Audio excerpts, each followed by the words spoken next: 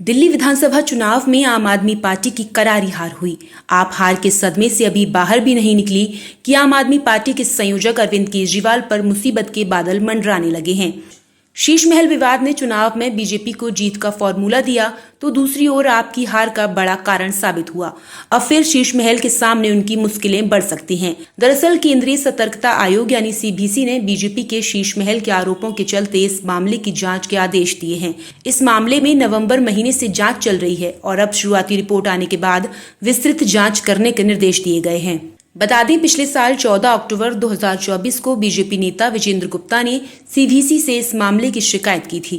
BJP नेता ने बताया, सीबीसी ने उनकी 2 शिकायतों को संज्ञान में लेते हुए लोक निर्माण विभाग से ठोस रिपोर्ट मांगी। रोहिणी से नवनिर्वाचित बीजेपी विधायक विजेंद्र गुप्ता ने केजरीवाल पर आरोप लगाया कि उन्होंने 40,000 वर्ग गज यानी 8 एकड़ जमीन पर एक शानदार महल बनाने के लिए भवन नियमों की अनदेखी की है। बीजेपी नेता गुप्ता ने आप संयोजक पर इल्जाम लगाया कि राजपुर रोड पर भूखंड संख्या 45 और 47, जो पहले टाइप बी फ्लैट में वरिष्ठ अधिकारियों और न्यायाधीशों के आवास थे, इसी के साथ 2 बंगलों 8A और 8B फ्लैग स्टाफ रोड सहित सरकारी संपत्तियों को नष्ट कर नया आवास में मिला लिया। उन्होंने कहा कि इस दौरान नियमों की अनदेखी हुई और आवश्यक अनुमति नहीं ली गई।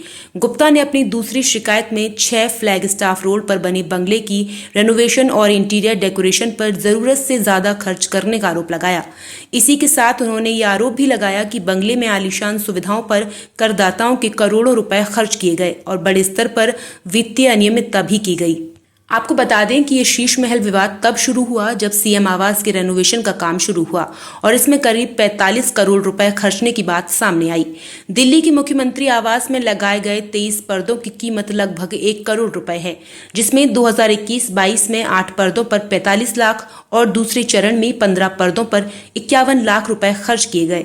शीश महल के इस खुलासे के बाद दिल्ली की राजनीति में तूफान आ गया, जिसके बाद बीजेपी नेताओं में सीएम के घर के बाहर प्रदर्शन भी किया। तो वहीं आम आदमी पार्टी का कहना था कि बीजेपी मुद्दों से ध्यान भटकाने के लिए ये सब कर रही है।